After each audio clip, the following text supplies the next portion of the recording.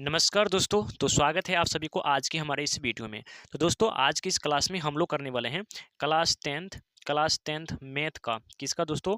तो class 10th math का VVI objective प्रश्न आज की इस क्लास में हम लोग करने वाले हैं।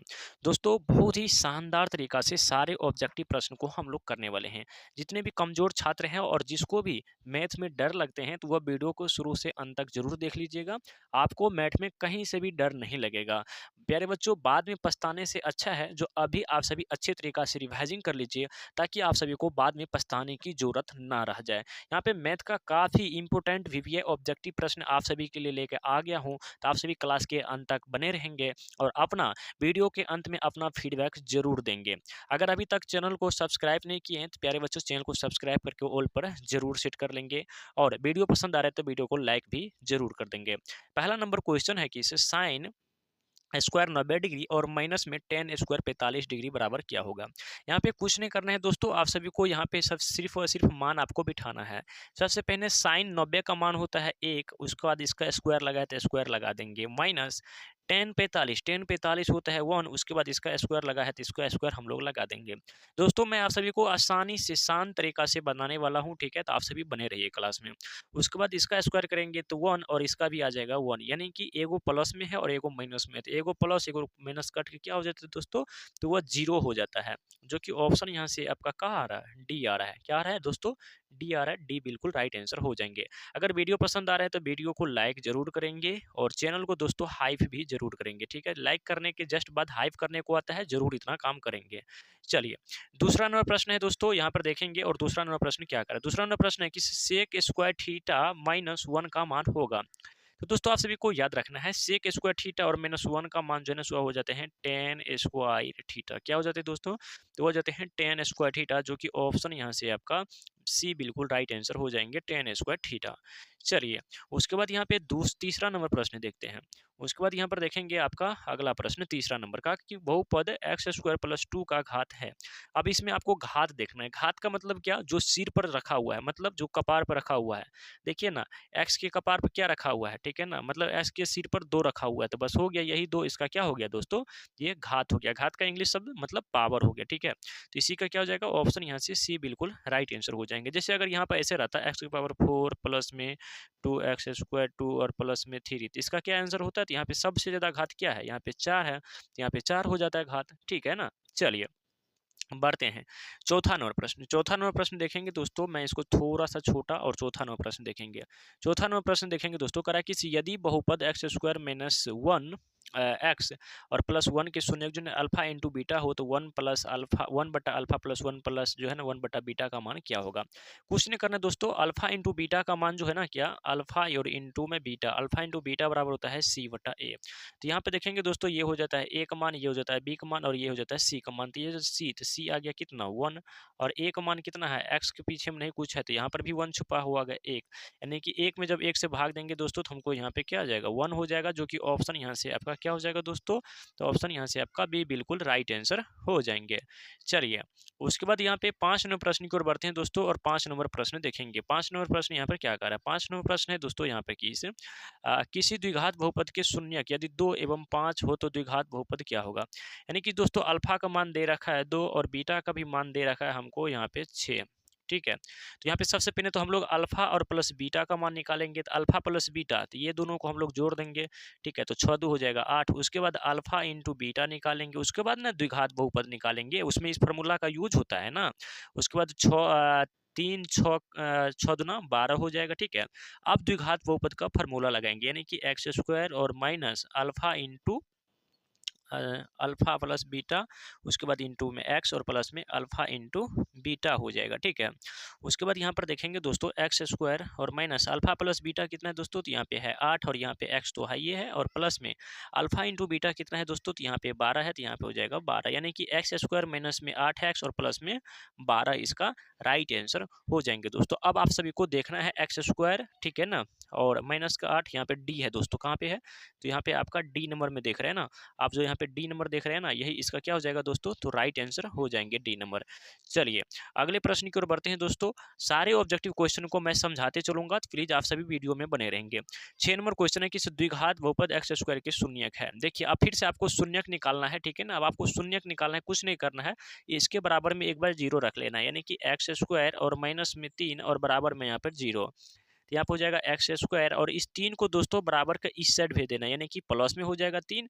उसके बाद यहाँ पर एक्स बराबर इस रूट को, ये जो स्क्वायर है ना, इसको जब इधर भेजेंगे ना, तो ये एक बार प्लस में आ जाएगा और एक बार माइनस में आ जाएगा। रूट में आने के बाद एक बार प्लस में एक बार माइनस में, यानी कि रूट अंडर 3 एक बार प्लस में और ये रूट अंडर 3 एक बार माइनस में आ जाएगा, जो कि ऑप्शन आपका कहाँ पे आ रहा है, एक बार प्लस और एक बार माइनस में आ रहा है, ठीक है ना। चलिए तो यहाँ पे आ रहा है दोस्तों, कहाँ पे आ रहा है, एक बार प्लस और एक बार माइनस आ रहा है, जो कि ऑप्शन यहाँ से आपका सी बिल्कुल राइट आंसर हो जाएंगे।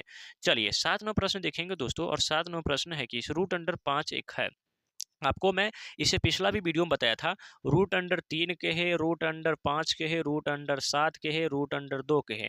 ये सारे के सारे दोस्तों क्या है, तो ये सारे के सारे दोस्तों अपरिमेय संख्या क्या है दोस्तों, सारे के सारे ये अपरिमेय संख्या है। आप सभी को इतने बात जो है ना, आप सभी को याद रखना है, ठीक है ना। चलिए उसके बाद बढ़ते हैं दोस्तों। उसके बाद यहाँ पे 8वां प्रश्न, 8वां प्रश्न करा है किसी, यदि ए और बी का अभाज्य संख्या है तो ए और बी का लॉसो होगा। यहाँ पे देखिए ए और कोमा बी, जब इसको आप लॉसो निकालने जाइएगा ना, तो भाई लॉसो निकलवे नहीं करेगा, ठीक है। तो आपको पता होना चाहिए, जिसका अगर हम लॉसो निकालते हैं और नहीं निकलता है, तो ये दोनों आपस में गुना हो जाता है।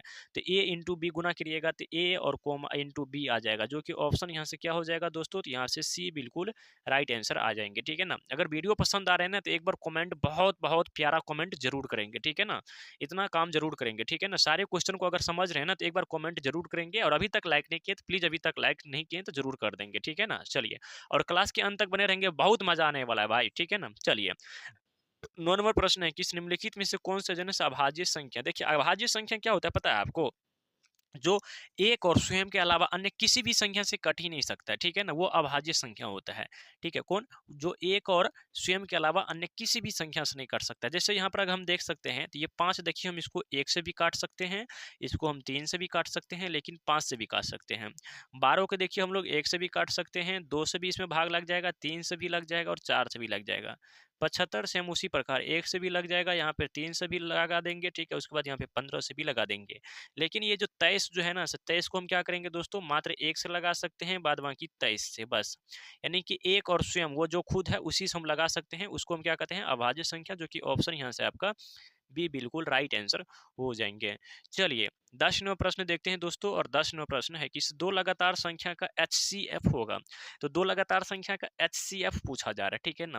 तो दो लगातार संख्या का HCF दोस्तों यहाँ पे क्या हो जाएगा ना, तो 1 हो जाएगा। क्या हो जाएगा दोस्तों, दो लगातार संख्या का HCF यहाँ पे 1 हो जाएगा, जो कि ऑप्शन आपका बी बिल्कुल राइट आंसर रहेगा। चलिए 11 नंबर क्वेश्चन देखेंगे दोस्तों, कह रहा है कि इस 5005 के कितने अभाज्य गुणनखंड हैं। तो आपको कितने अभाज्य गुणनखंड निकालना है, तो यहाँ पे हम लोग 5005 को लगाएंगे, ठीक है।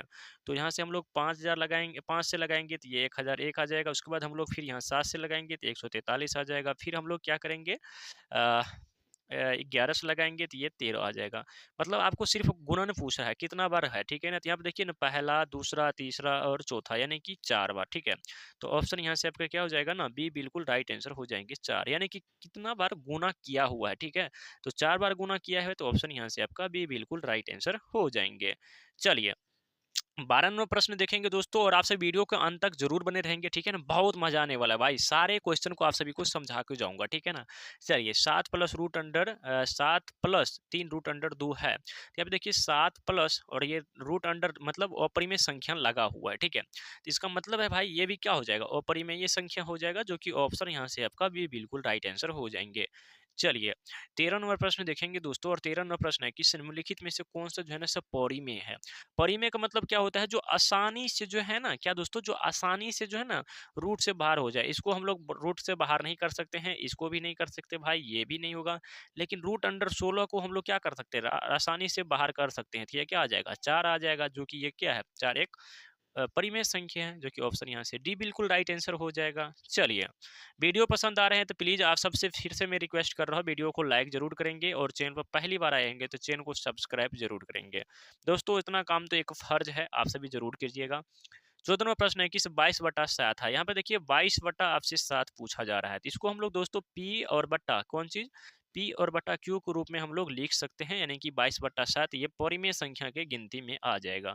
क्या आ जाएगा दोस्तों, तो ये परिमेय संख्या के गिनती में आ जाएगा, जो कि ऑप्शन यहाँ से आपका ए बिल्कुल सही आंसर हो जाएगा।